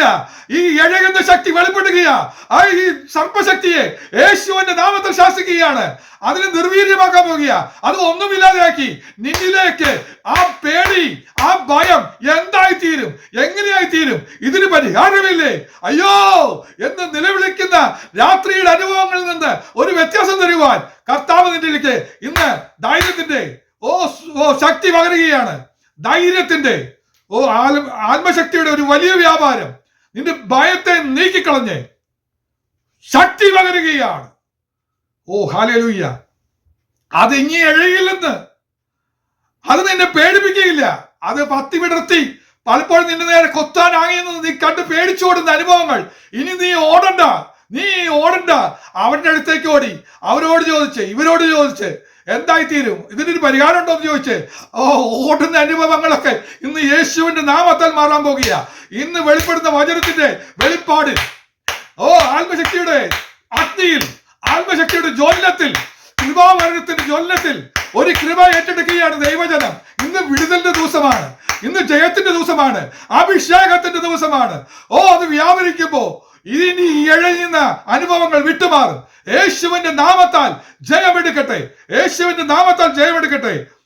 അന്നർത്ഥമായി ദൈവത്തെ സ്നേഹിക്കുന്ന ദൈവമക്കൾ, വചനത്തോട് പ്രതികരിക്കുന്നവർ സ്തോത്രം ചെയ്താട്ടെ. ഹല്ലേലൂയ. അതിനി ഇഴയില്ല, അത് നിന്നെ ഇനി വലക്കില്ല. അവിടെ ഒരു ജയം ലഭിക്കാൻ പോവുക. അപ്പോ ഈ ശക്തിയെ ഇത് വെളിപ്പെടുത്തിയിരിക്കുക. ഈ ശക്തിയെ കുറിച്ച് പേടിക്കേണ്ട കാര്യമില്ല. അഗ്നിയിൽ പ്രത്യക്ഷപ്പെട്ട ദൈവം പകർന്ന ആത്മശക്തിയുടെ വ്യാപാരമാ ജയം കൽപ്പിച്ചത്. ഇനി ഇതിന്റെ റിസൾട്ട് ഞാനൊന്ന് പറയാം. കൃപയൊക്കെ ഏറ്റെടുത്ത് ചില തടസ്സങ്ങളൊക്കെ പറഞ്ഞു, വീരത്വത്തിന് ചില കാരണങ്ങളൊക്കെ പറയുന്നുണ്ട്. ഒന്നാമത്തെ ഭീരുത്വം വന്നത് മിസ്രൈമിനെ കൊന്നു. അല്ലെങ്കിൽ ഭൂതകാലത്തെ ചില കാര്യങ്ങളാണ് ഭയപ്പെടുത്തിക്കൊണ്ടിരിക്കുന്നത്. ഭൂതകാലത്തെ ചില ചെയ്തികൾ ഭയപ്പെടുത്തുന്ന ഭീരുത്വം ഉണ്ടാക്കി. രണ്ടാമത് മോശ പറയുന്നത് എനിക്ക് വിക്കുണ്ടെന്ന് പറയുകയാണ്. അതവനെ ഭീതിയാക്കാണ്. ഇനി ആരുടെ അടുത്തും വർത്താനം പറയാൻ പറ്റില്ല. കാലം കൊണ്ട് സംഭവിച്ച കാര്യമാണ്. അവൻ വാക്സാമർത്ഥ്യമുള്ളവനായിരുന്നു എന്നാണ് എബ്രായ ലേഖനത്തിൽ വായിക്കുന്നത്. അപ്പോസ്തല പ്രവൃത്തിയിൽ വായിക്കുന്നുണ്ട്. എന്നാൽ കാലക്രമത്തിൽ ആടിന്റെ കൂടെ നടന്നിട്ടായിരിക്കാം വിക്ക് വന്നതെന്ന് പറയുന്നു. മറ്റു ചിലർ പറയുന്നത് ചെറുപ്പത്തിൽ തന്നെ വിക്കുണ്ടായിരുന്നു എന്ന് പറയുന്നവരുണ്ട്. കാരണം കരയാതിരിക്കാൻ വേണ്ടി വായ പൊത്തിപ്പിടിച്ചപ്പോൾ വന്നതാണെന്ന് പറയുന്നുണ്ട്. അതിനോട് ഞാൻ യോജിക്കുന്നില്ല. ഞാൻ ചിന്തിക്കുന്നത് നാളുകളായിട്ട് മറ്റാരോട് സംസാരിക്കാതെ ഈ ആടിനോട് പറഞ്ഞ് ആടിന്റെ ഭാഷയിൽ സംസാരിക്കാൻ ശ്രമിച്ച് വന്നതാകാനാണ് സാധ്യത. എന്നാൽ അവൻ ജന്മന വിക്കനല്ലായിരുന്നു എന്നാണ് ചരിത്ര പഠനത്തിൽ നമുക്ക് മനസ്സിലാക്കാനായിട്ട് കഴിയുന്നത്. ഇനി മൂന്നാമത്തെ കാര്യം പറഞ്ഞാൽ ഇപ്പൊ ധൈര്യം കുറഞ്ഞതിന് കാരണം പഠിച്ച അഭ്യാസങ്ങളൊന്നും മുറയൊന്നും ഇപ്പൊ പ്രാക്ടീസ് ചെയ്യുന്നില്ല. ഒറ്റയടിക്ക് അടിച്ചു കൊല്ലാം ഇസ്രായേലിലെ സകല വിദ്യയും പഠിച്ചതാ. ആ വിദ്യയൊന്നും പ്രാക്ടീസ് ചെയ്യാൻ ഇപ്പോൾ സമയമില്ല. 40-40 വർഷമായിട്ട് ഇപ്പോൾ അതിനൊന്നും ലഭിക്കുന്നില്ല. അതുകൊണ്ട് ധൈര്യം കുറഞ്ഞു. നാലാമത്തെ കാര്യം പറയുകയാണെങ്കിൽ പ്രായം കൂടി. ഇപ്പൊ 80 വയസ്സിലേക്ക് എത്തിയിരിക്കുക. നമുക്കറിയാം പ്രായം കൂടുന്നതനുസരിച്ച് ധൈര്യം കുറയും. ഒരു 50-60 കഴിയുമ്പോഴേക്കും കാണാം പേടി തുടങ്ങുന്നത് കാണാം. ഞാൻ പലരെയും കണ്ടിട്ടുണ്ട്. ഭയങ്കര ധൈര്യശാലിയായി എല്ലാവരെയും പേടിപ്പിച്ച് നടന്നിരുന്ന ആളായിരിക്കാം. ഒരു 60-65 ആയി കഴിയുമ്പോഴേക്കും കാണാം ധൈര്യം ചോർന്നു പോയി. എന്തെങ്കിലും വിഷയം കേൾക്കുമ്പോഴേക്കും ആകെ അപ്സെറ്റായി, ആകെ ക്ഷീണിച്ചു പോകുന്ന ചിലരെ ഞാൻ കണ്ടിട്ടുണ്ട്. അവർക്ക് വേണ്ടി പ്രാർത്ഥിക്കേണ്ടി വന്നിട്ടുണ്ട്. അപ്പൊ ഇതുപോലെയുള്ള ഭീരുത്വങ്ങള് പേടിയെല്ലാം വന്ന് കയറിയിരിക്കുമ്പോൾ കർത്താവിന്റെ ശക്തി പകർന്ന് ഈ ആത്മാവിന്റെ ധൈര്യം പകർന്നു കഴിഞ്ഞപ്പോ ഇനി ആ ധൈര്യവുമായിട്ട് മോശ തിരിച്ചു പോവുക. എവിടേക്കാ? കൊട്ടാരത്തിലേക്ക്. പക്ഷെ ഒരു പ്രത്യേകത മനസ്സിലാക്കണം. കൊട്ടാരത്തിൽ ചെല്ലുമ്പോൾ പഴയ കാണാതെ പോയ പിടികിട്ടാപ്പുള്ളിയെ കിട്ടിയെന്നും പറഞ്ഞുകൊണ്ട് അവരെ ആരും അറസ്റ്റ് ചെയ്യാൻ വരുന്നില്ല. അങ്ങനെ ഒരു സംഭവം പോലും ആരും പറഞ്ഞു പോലും ഇല്ല. മിസ്രൈമിനെ കൊന്നവനാന്ന് പറയുന്ന വിഷയം തന്നെ ആരും പറഞ്ഞില്ല. നീ ഇവിടുന്ന് കട്ടെടുത്തിട്ടാണോ പോയെന്നൊക്കെ ചോദിക്കുന്ന ചോദ്യമാണ് പ്രതീക്ഷിച്ചത്. അങ്ങനെ ഒന്നും കാണാനില്ല. ഇനി ആ വിഷയം കേട്ടിട്ടില്ലെങ്കിൽ നീ പോയതിന് കാരണം അറിയണ്ടേ? ഇതൊന്നും ചോദിക്കുന്നേ ഇല്ല. എന്താ കാരണം? ദൈവം ചിലത് മറച്ചെന്നേ. നിന്റെ ശക്തി പറഞ്ഞപ്പോ നീ പേടിക്കുന്ന വിഷയങ്ങളെല്ലാം അവൻ നിർവീര്യമാക്കി എന്ന് വിശ്വസിക്കുക. നീ ഭയപ്പെടുന്നത് എല്ലാം ദൈവം നിർവീര്യമാക്കി. ഈ ഭയത്തിന്റെ ആത്മാവ് നിന്നെ കൂടെ കൂടിയാൽ നീ രോഗിയായി മാറും. എന്താ തെളിവ്? യോബ് പറയുന്നത് ഞാൻ ഭയപ്പെട്ടിരുന്നത് തന്നെ എനിക്ക് ഭവിച്ചു എന്നാ പറയുന്നത്.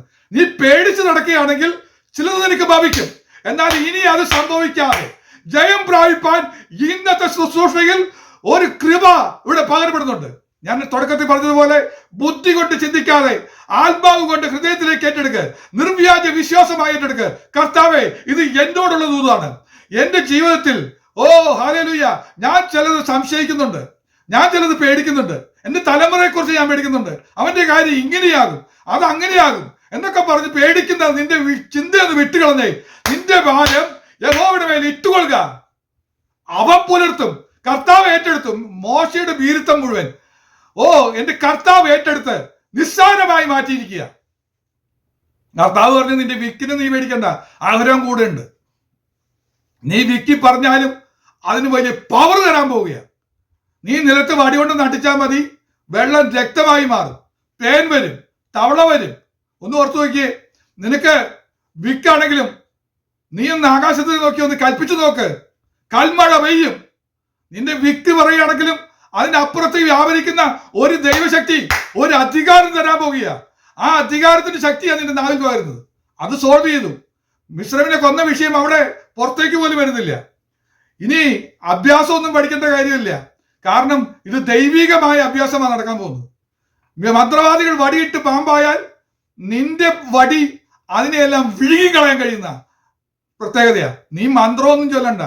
നിന്നിൽ പകരപ്പെട്ട അഭിഷേകത്തിന് കഴിയാത്ത ഒരു കാര്യവുമില്ല. പ്രായം കൂടിയെന്ന് നീ പറയണ്ട. നിനക്ക് ഇനിയും അടുത്ത 40 വർഷം കൂടെ കിടക്കുക. ജനത്തെ നയിച്ചുകൊണ്ട് പോകാനുള്ള അടുത്ത 40 വർഷത്തെ ആയുസ്സും കരുത്തും ബലവും ശക്തിയും ഇതിൽ പകരപ്പെട്ടിരിക്കുക എന്ന് പറഞ്ഞാൽ മനസ്സിലായോ? നിന്റെ ഭീരുത്വത്തിന്റെ എല്ലാ അളവും എന്റെ കർത്താവ് എടുത്തു മാറ്റുന്ന ദൈവമാണ്. അവന് പകരപ്പെടുന്ന ആത്മശക്തി ഏറ്റെടുക്കാൻ തയ്യാറായാൽ മതി. ഹല്ലേലൂയ. ഒരു തീ കണ്ടിട്ട് ആ തീയുടെ അടുത്ത് ചെന്നു എന്നുള്ള ഒറ്റ കാരണം കൊണ്ടാണ് ഈ ആത്മശക്തിയുടെ വ്യാപാരം മോശ ഏറ്റെടുത്ത് അവന്റെ ഭീരുത്വം മാറി. ഹല്ലേലൂയ. ധൈര്യത്തിന്റെ ആത്മാവ് അവൻ സ്വീകരിച്ചത്. ദൈവമക്കളെ, കൊട്ടാരത്തിൽ പോയി വെല്ലുവിളിക്കാനുള്ള ധൈര്യം കിട്ടിയത് എങ്ങനെയാ? പേടിച്ചോടിയതല്ലേ?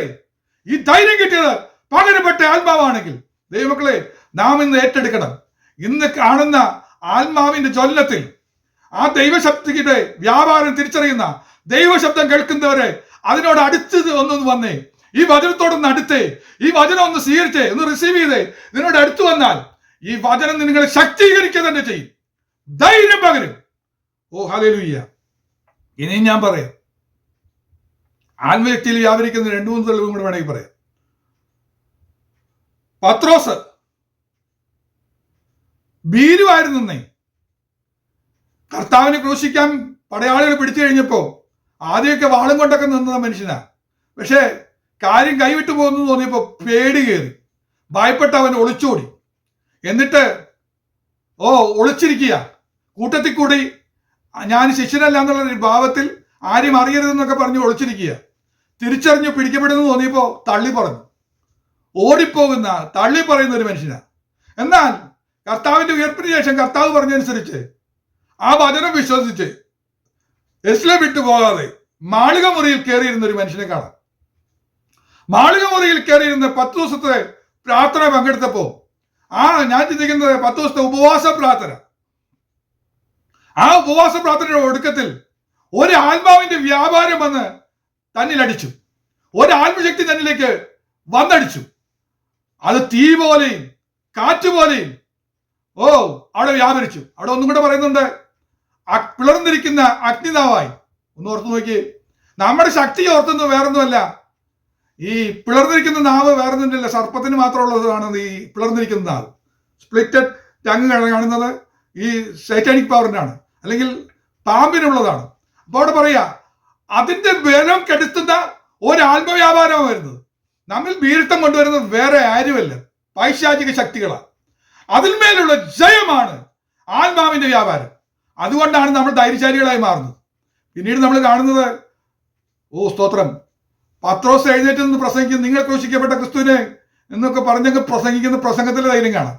അത് കഴിഞ്ഞ് നമ്മൾ കാണുന്നത്, അവനെ പിടിച്ചു കെട്ടുമ്പോൾ അവര് പറയുന്നുണ്ട്, പത്രോസിന്റെയും കൂടെയുള്ളവരെയും ധൈര്യം കാണുകയാൽ. ഇതെങ്ങനെ വന്നേ? നമ്മിൽ പകരപ്പെട്ട ആത്മാവിനാൽ ലഭിക്കുന്നതാണ് ധൈര്യം. നമ്മിൽ പകരപ്പെട്ട ആത്മാവ് ഇന്ന് ജ്വലിക്കപ്പെടാൻ പോകുക. അല്പം വീരുത്വം വന്ന് കയറിയിട്ടുണ്ടെങ്കിൽ, ഈ അന്ധകാര ദുർശക്തികൾ, ഈ പാമ്പിന്റെ ശക്തികൾ ചിലത് കൊണ്ടുവന്നിട്ടുണ്ടെങ്കിൽ, അതിനെ നിർവീര്യമാക്കുന്ന, പിളർന്നിരിക്കുന്ന അഗ്നിനാവ്, ഈ സർപ്പശക്തിയെ ദഹിപ്പിക്കുന്ന, ഈ അധൈര്യത്തെ, വീരുത്വത്തെ ദഹിപ്പിക്കുന്ന അഗ്നിയായി നമ്മിലേക്ക് വ്യാപരിക്കുമ്പോ ആത്മശക്തിയുടെ വ്യാപാരത്താൽ നാം ജയിക്കാൻ പോവുകയാണ്. വീരുത്വം പൂർണ്ണമായി മാറുകയാണ്. ശ്രദ്ധിക്കുക, പഴയ നിയമത്തിലെ ഒരു ശക്തനായ മനുഷ്യനെ ഞാൻ കണ്ട് പേടിച്ചിട്ടുണ്ട്. ആ മനുഷ്യൻ വേറെ ആരുമല്ല, ഏലിയാവ് നമുക്ക് സമസ്വഭാവമുള്ള മനുഷ്യനാന്ന് വായിച്ചാലും എനിക്കങ്ങ് സമ്മതിക്കാൻ വിഷമം തോന്നും. കാരണം ഇത്രയും ശക്തനായ ഒരു മനുഷ്യന് മഴ പെയ്യില്ല എന്നൊക്കെ പറഞ്ഞ മഴ പെയ്യില്ല. അതിനേക്കാളൊക്കെ ശക്തി കണ്ടത് കർമ്മേൽ പർവ്വതത്തിൽ അഗ്നി വേയിച്ചതാണ്. അഗ്നി പെയ്തിറങ്ങി. ആ മനുഷ്യന് ശക്തി അത്ര വലുതാണ്. പക്ഷെ ഒരു കാര്യമുണ്ട്, ഒരു അന്ധകാര ശക്തി, ഒരു ഇസബേലിന്റെ ശക്തി, അതൊരു ദുഷ്ട അന്ധകാരമായിരുന്നു എന്ന് വെളിപ്പാട് ദിവസം വായിക്കുന്നവർക്ക് മനസ്സിലാകും. ഇസബേല് ശക്തി ഒരു ഭീഷണി പറഞ്ഞപ്പോ പോയി ആ മനുഷ്യന് ഓടി, പേടിച്ചോടി ചൂരച്ചെടിയുടെ തണലിൽ പോയിരുന്ന് ഇപ്പൊ മതി എന്ന് പറഞ്ഞ് നിൽക്കുക. ദൈവമക്കളെ, ശക്തരാണെങ്കിലും അന്ധകാര ശക്തികളുടെ വെല്ലുവിളി കേട്ടിട്ട് വീരുത്വം വീണ്ടും വന്നു കയറിയിട്ടുണ്ടെങ്കിൽ, യെസ്, ഇന്ന് നീ ജയം പ്രാപിക്കുന്ന ദിവസമാ. എങ്ങനെ? കനലിൽ ചുട്ട അട നിനക്ക് വെള്ളവും കൂടെ തരാൻ പോവുക. കനലിൽ ചുട്ട അട, വെള്ളം, ഈ ജീവന്റെ അപ്പമാകുന്ന വചനം ഇന്ന് ശക്തിയോടെ, ചൂടോടെ ഇന്ന് പിടിച്ചോ, ഏറ്റെടുക്ക്. ആത്മാവിന്റെ വെള്ളം വലിച്ചു കുടിക്ക്, ആത്മശക്തിയോടെ.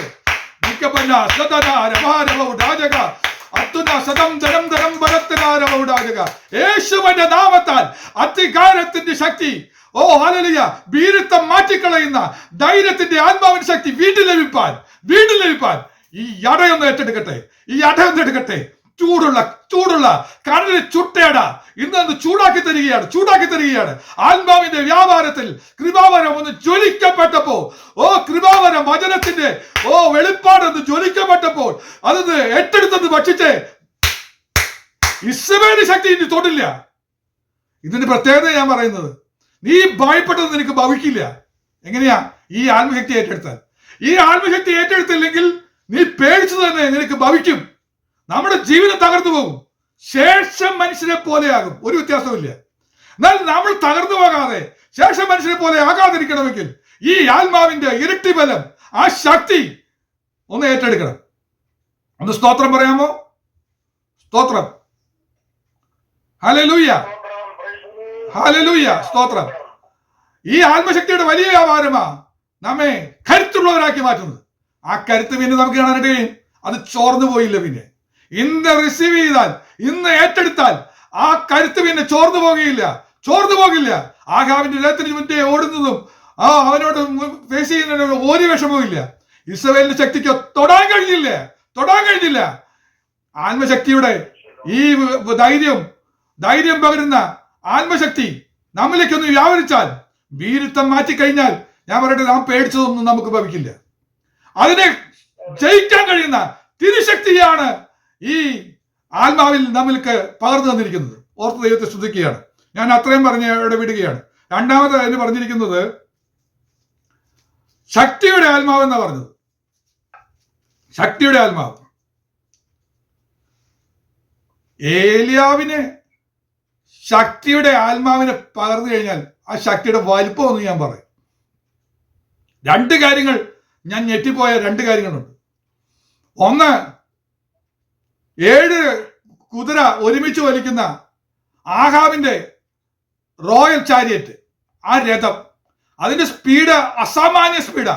ഒന്നും കൂടെ പറഞ്ഞു കഴിഞ്ഞാൽ, ആ ഇസ്രായേലിലൂടെ ഓടുമ്പോ അതിലും സ്പീഡിൽ ഓടുന്ന മറ്റൊരു രഥം ഇല്ല. അത്ര സ്പീഡിൽ ഓടുന്ന രഥമാ. എന്നാൽ ശക്തി പകരപ്പെട്ടിട്ടുണ്ട്. അവന്റെ ആത്മാവിന്റെ ശക്തി വരുമ്പോ അതിനകത്ത് ധൈര്യമുണ്ട്. പോരാത്തതിന് രണ്ടാമത് ശക്തിയുടെ ആത്മാവിനെയാണ് പറഞ്ഞിരിക്കുന്നത്. അതിനകത്ത് കൂടെ വ്യാപരിക്കുന്ന ഒരു കാര്യമുണ്ട്, കരുത്ത്. നമ്മൾ ചിന്തിക്കുന്ന ബലഹീനരാണ്. രഥം ഓടുന്ന കാണുമ്പോ അയ്യോ പോയി, എനിക്ക് ഇനി എന്ത് ചെയ്യാൻ പറ്റുമെന്ന് പറഞ്ഞു നിൽക്കുകയല്ല. നീ ഒന്ന് കുതിച്ചേ, ആത്മാവിലൊന്ന് കുതിച്ചേ. മുന്നേ ഓടുന്ന രഥത്തിന് മീതെ അതിനേക്കാൾ കവർ ചെയ്ത് ഓടാൻ നിനക്ക് പറ്റും.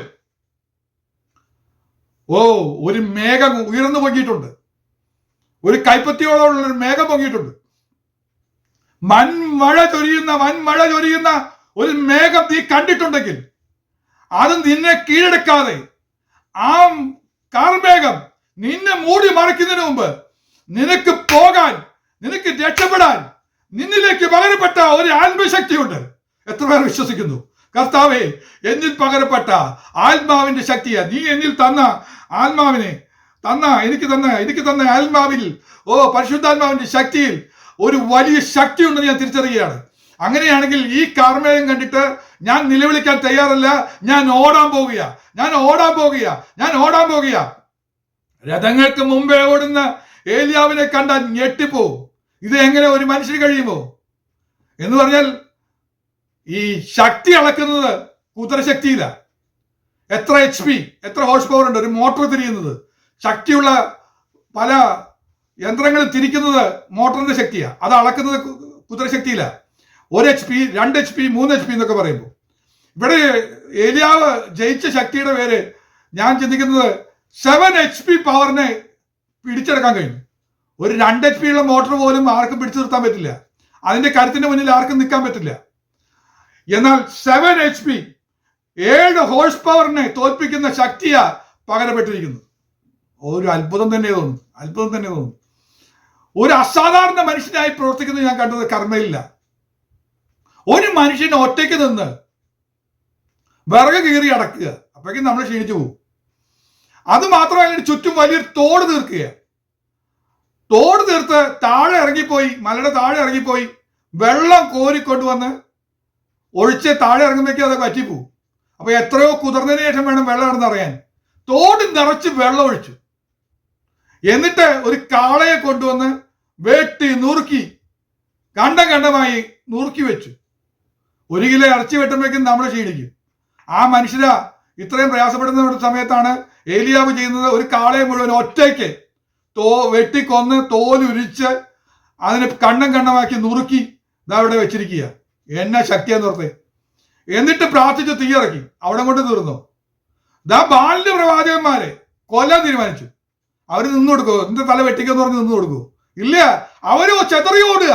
ഒറ്റ എണ്ണത്തെ വിടാതെ പിടിച്ച് വെട്ടിക്കൊല്ലുന്ന ഒരു പവർ എന്ന് ആലോചിച്ച് നോക്കിയേ. ഇതൊരു മനുഷ്യനെ ഒറ്റയ്ക്ക് ചെയ്തെന്നാ പറയുന്നത്. ഇത്രയും അധികം കാര്യങ്ങൾ ചെയ്തെടുത്തു. നമ്മളിന്ന് ചെയ്യുന്ന പല ജോലിക്ക് പോകുമ്പോഴും നമ്മൾ ക്ഷീണിച്ചു പോകുക. 8 മണിക്കൂർ ജോലി ചെയ്യാൻ കഴിയുന്നില്ല. ഒരു 12 മണിക്കൂർ ഓവർ ടൈം അടക്കം 12 മണിക്കൂർ ജോലി ചെയ്യണമെന്ന് ആഗ്രഹിക്കുക. ഒരു 16 മണിക്കൂർ ചെയ്യണമെന്നൊക്കെ ചിന്തയുണ്ട്. നടക്കുന്നില്ല. 8 മണിക്കൂർ പോലും ചെയ്യാൻ കഴിയുന്നില്ല. കരുത്ത് ചോർന്നു പോയിരിക്കുക. എന്നാൽ ഇന്ന് ബലം പ്രാപിക്കുമ്പോൾ സാധാരണ മനുഷ്യർക്ക് കഴിയാത്ത, നിന്റെ ശാരീരിക സ്ഥിതിക്ക് കഴിയാത്ത അസാമാന്യ ശക്തി നിന്നിലേക്ക് പകരുന്നുണ്ട്. ഇത് കൃപയുടെ ആത്മാവ് നമ്മിലേക്ക് തരുന്ന ദാനമാണ്. കൃപയുടെ വലിയ ദാനമാണ്. ആ ദാനത്തിൽ ഒരു ശക്തിയുണ്ട്. സാധാരണ ഒരു മനുഷ്യന് കഴിയാത്തതിന്റെ അപ്പുറത്ത് ചെയ്യാൻ കഴിയുന്ന ശക്തിയാ. ഞാൻ ഒരു ഉദാഹരണം കൂടെ വേണമെങ്കിൽ പറയാം. വേഗത്തിൽ മുന്നോട്ട് പോകേണ്ടതുണ്ടല്ലോ. ഒരു ഉദാഹരണം കൂടെ പറയാം. ശിംശോന്റെ മേലുള്ള ശക്തിയുടെ പ്രത്യേകത 2 പ്രത്യേകം കാണാനായിട്ട് കഴിയും. ഒന്ന് നമുക്കറിയാം.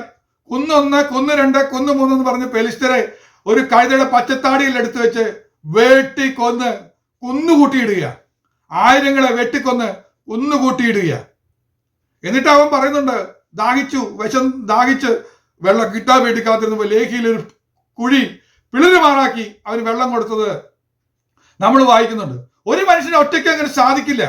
എന്നാൽ ആ സമയത്ത് സാധിച്ചത് എങ്ങനെയാണെന്ന് വെച്ചാൽ ശിംശോനിൽ പകരപ്പെട്ട അഭിഷേകത്തിൽ ഉണ്ടായിരുന്ന ശക്തിയാണ്. മറ്റൊരു രംഗം കൂടെ കാണാനായിട്ട് എഴുതുന്നുണ്ട്. ശിംശോന് നേരെ ഫെലിസ്ത്യര് ഗേറ്റ് പൂട്ടിയിട്ടപ്പോ ആ ഗേറ്റ് അങ്ങനെ എടുത്ത് പൊക്കി കൊണ്ടുവരുന്ന ഒരു മനുഷ്യനെ കാണാനായിട്ട് കഴിയുന്നു. അടച്ചുപൂട്ടിയ ഗേറ്റ് തൂണും കൂടെ പറിച്ചെടുത്ത് കൊണ്ടുവരുന്നത് കാണാനായിട്ട് കഴിയുന്നു. ഇനി ശക്തി ചോർന്നു പോയൊരു രംഗമുണ്ട്. ലോകസ്നേഹം വന്നു കഴിഞ്ഞാൽ ശക്തി ചോർന്നു പോകും. ശക്തി ചോർന്നു പോകുന്നതിന് കാരണം ലോകസ്നേഹം ചെന്ന് കയറുമ്പോഴാണ്. ലോകസ്നേഹം വന്നു കയറി ശക്തി ചോർന്നു പോയിട്ടുണ്ടെങ്കിൽ ഇന്ന് ജയം പ്രാപിച്ചേ പറ്റും. എങ്ങനെ പ്രാപിക്കാം? ഒന്ന് കരഞ്ഞു പ്രാപിച്ചേ. വന്ന പോരായ്മ ഒന്ന് ഏറ്റുപറഞ്ഞ് ഇനി ഞാൻ ലോകസ്നേഹത്തിലേക്കില്ല. ലോകസ്നേഹത്തിലേക്ക് ഇനി തിരിഞ്ഞു നോക്കാൻ പോലും പറ്റാത്ത വിധത്തിൽ കണ്ണ് കുത്തി പൊട്ടിക്കപ്പെട്ടിട്ടുണ്ട്. ഉറപ്പാ ഇനി തിരിഞ്ഞു പോവില്ല. എങ്കിൽ നീ ഒരു അനുതാപത്തോടെ ഒന്ന് പ്രാർത്ഥിച്ചേ. ഒരു ശക്തി ആവരിക്കുന്നുണ്ട്. കെട്ടിയിട്ട ബന്ധനങ്ങൾ എത്ര വലുതാണെങ്കിലും, ഓ ഹല്ലേലൂയ, ദാഗോന്റെ ക്ഷേത്രത്തിന്റെ തൂണുകളെ പിടിച്ച് ഒന്ന് കുലുക്കുമ്പോ ജീവിച്ചിരിക്കുമ്പോൾ അവൻ കൊന്നതിലും അധികമായിരുന്നു അവന്റെ മരണസമയത്ത് കൊന്നതെന്ന് എഴുതിയത്തക്കവണ്ണം ആ ശക്തി അവനിലേക്ക് വീണ്ടും വന്നു വയ്ക്കും. ദൈവമക്കളെ, ഈ ആത്മാവിന് ശക്തി നഷ്ടപ്പെട്ടവരെ ഇന്ന് കരുത്ത് പ്രാപിച്ചേ പറ്റൂ. എന്തുകൊണ്ടാണ് ശക്തി ചോർന്നു പോയത്? അവൻ തന്നതാ, സൂക്ഷിച്ചില്ല, ശക്തി ചോർന്നു പോയി. എവിടെയാ? ലോകത്തിലേക്ക് ഇറങ്ങിപ്പോയപ്പോഴാ ശക്തി ചോർന്നു പോയത്. ഈ ലോകസ്നേഹത്തിൽ നിന്ന് തിരിച്ചു വന്നാൽ തീർച്ചയായും ആത്മശക്തിയുടെ വലിയ വ്യാപാരം നമ്മിൽ വന്ന് നമ്മെ അസാമാന്യ ശക്തിയുള്ളവരാക്കി മാറ്റുമെന്നത് പ്രത്യേകതയാണ്. അടുത്ത 2 കാര്യങ്ങൾ ഞാൻ ചെറുതായിട്ട് പറയാം, വലിയ വിശദീകരണം കൂടാതെ പറയാം. 3, സ്നേഹത്തിന്റെ ആത്മാവ്. ഈ ആത്മാവ് വരുമ്പോൾ സ്നേഹം വർദ്ധിച്ചു വരും. എന്ത് സ്നേഹമാണെന്ന് പറയാമോ? സാധാരണ എല്ലാ മനുഷ്യർക്കും സ്നേഹമുണ്ട്. ആ സ്നേഹത്തെക്കുറിച്ച് ബൈബിൾ പറയുന്ന വാക്ക് ഇങ്ങനെയാണ്, ലോകസ്നേഹം എന്നാ പറയുന്നത്. പക്ഷെ ഒരു കുഴപ്പം എന്താ അറിയോ? ഈ ലോകസ്നേഹം ദൈവസ്നേഹത്തിന്റെ ശത്രുത്വമാണ്. ദൈവത്തോട് ശത്രുത്വമുള്ള കാര്യമാണ് ഈ ലോകസ്നേഹം.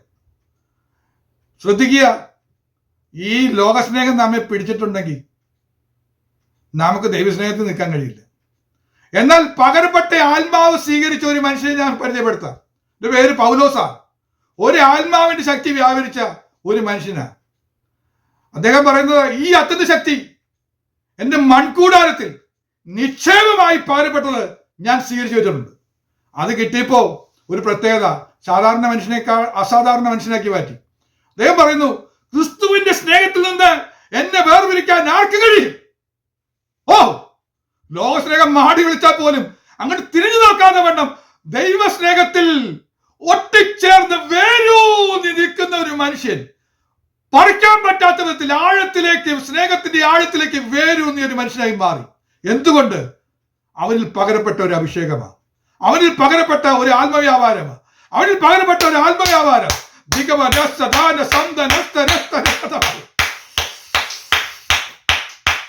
നമ്മൾ ദൈവത്തോട് ശത്രുത്വമുള്ളവരായി മാറാതെ കൃപയിൽ നിൽക്കണമെങ്കിൽ, സ്നേഹത്തിൽ നിൽക്കണമെങ്കിൽ, ഈ ആത്മാവിലൂടെ വ്യാപരിക്കുന്ന സ്നേഹത്തിന്റെ ശക്തി, ആ പവർ, ഹല്ലേലൂയ പറയുക.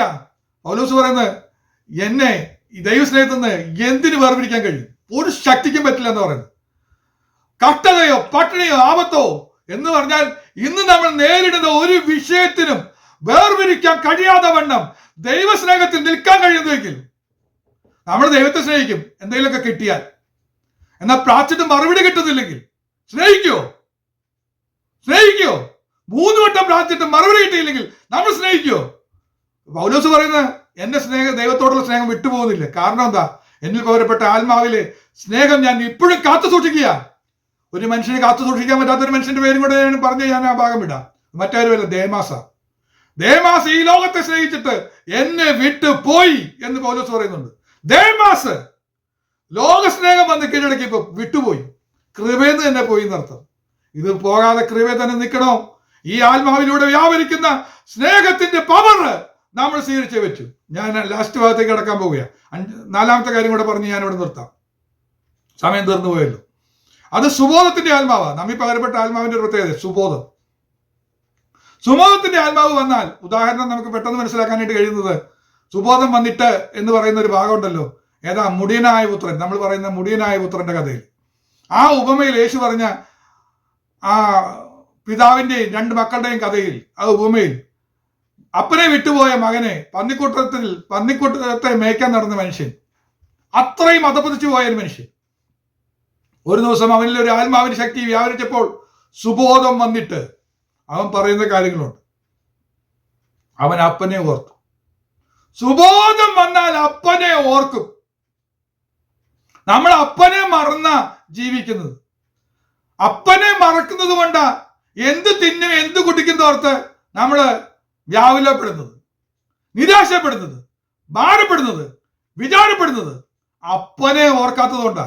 സുബോധത്തിന്റെ ആത്മാവുള്ളവർക്കറിയാം, എന്റെ കാര്യം എന്റെ ദൈവം നടത്തും, എന്റെ കുടുംബത്തിന്റെ കാര്യം എന്റെ പിതാവ് നടത്തും.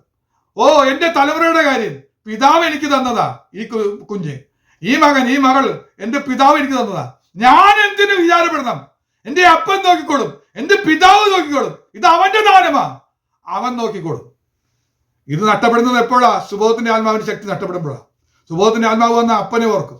രണ്ടാമത് നമ്മൾ മടങ്ങി വരും. സുബോധത്തിന്റെ ആത്മാവ് അവനെ മടക്കി വരുത്തി, നഷ്ടപ്പെടുത്തി, ദൈവകൃപയെന്ന് പോയെടുത്തുന്നത് മടങ്ങി വരും. പ്രാർത്ഥനാ ജീവിതത്തിലേക്ക് മടങ്ങി വരും, വചന വെളിപ്പാട്ടിലേക്ക് മടങ്ങി വരും, ദർശനത്തിലേക്ക് മടങ്ങി വരും, രോഗസൗഖ്യവും ശുശ്രൂഷകളും കൃപാവരത്തിലേക്ക് മടങ്ങി വരും. തണുത്തു പോകില്ല. ഇന്ന് വ്യാപരിക്കട്ടെ സുബോധത്തിന്റെ ആത്മാവ്. ഇന്ന് ഈ അഗ്നിയിലൂടെ ഒന്ന് വ്യാപരിക്കട്ടെ, വചനാഗ്നിയിലൂടെ ഒന്ന് വ്യാപരിക്കട്ടെ. അപ്പന്റെ അടുത്ത് വന്നാൽ ഒരു പ്രത്യേകതയുണ്ട്. ഈ രൂപത്തിൽ നിനക്ക് അപ്പന്റെ അടുത്ത് നിൽക്കാൻ പറ്റില്ല. കാരണം പന്നിയെ മേയ്ക്കുമ്പോട്ട വസ്ത്രമൊന്നും പറ്റില്ലെന്ന്. നിന്റെ വസ്ത്രം മാറണം, നിന്റെ ചെരുപ്പ് മാറണം, നിനക്ക് കയ്യിലെ അധികാരത്തിന്റെ ഒരു മോതിരം വരണം. സുബോധത്തിന്റെ ആത്മാവിനെ കുറിച്ച് ഏറെ നേരം പറയേണ്ടതാ. എന്നാൽ സമയത്തിന്റെ ചുരുക്കം കൊണ്ട് ഞാൻ വിട്ടുതരിക. പരിശുദ്ധാത്മാവ് എല്ലാവർക്കും ഉണ്ടല്ലോ. പരിശുദ്ധാത്മാവ് തന്നെ വ്യാഖ്യാനിക്കട്ടെ, നമ്മുടെ ഉള്ളങ്ങളെ നിറക്കട്ടെ. ഞാൻ വാക്കുകളോട് ചുരുക്കുക. ഞാൻ ആ വാക്യം ഒന്നുകൂടെ പറയാം. വീരത്വത്തിന്റെ ആത്മാവിനെയല്ല, ശക്തിയുടെയും സ്നേഹത്തിന്റെയും സുബോധത്തിന്റെയും ആത്മാവിനെ അത്രേ ദൈവം നമുക്ക് തന്നത്. ദൈവം ഇത് തന്നത് എന്തിനാ? നമ്മൾ സാധാരണ മനുഷ്യരെ പോലെ ദുഃഖിച്ചും പേടിച്ചും ഭയപ്പെട്ടും ജീവിക്കേണ്ടവരല്ല. കാര്യങ്ങളെ നേരിട്ട് വിജയശ്രീലാളിതരായി മുന്നേറേണ്ടവരായി നമുക്ക് മുന്നോട്ട് പോകാനുള്ള കരുത്ത് തരുന്ന, നമ്മളെ ശക്തരാക്കുന്ന ദൈവത്തിന്റെ അഭിഷേകമാണ് ഈ ആത്മാവിലൂടെ നമുക്ക് ലഭിച്ചിരിക്കുന്നത്. അത് നഷ്ടമാക്കാതെ ആ ഉപനിധി അവസാനം വരെ കാത്തു സൂക്ഷിപ്പാൻ സർവ്വജ്ഞനായ ദൈവം നമ്മെ എല്ലാവരെയും സഹായിക്കട്ടെ എന്ന് പറഞ്ഞുകൊണ്ട് വാക്കുകൾ ചുരുക്കുന്നു. ദൈവം നമ്മെ ഈ വചനങ്ങൾ അനുഗ്രഹിക്കുമാറാകട്ടെ. ആമേൻ.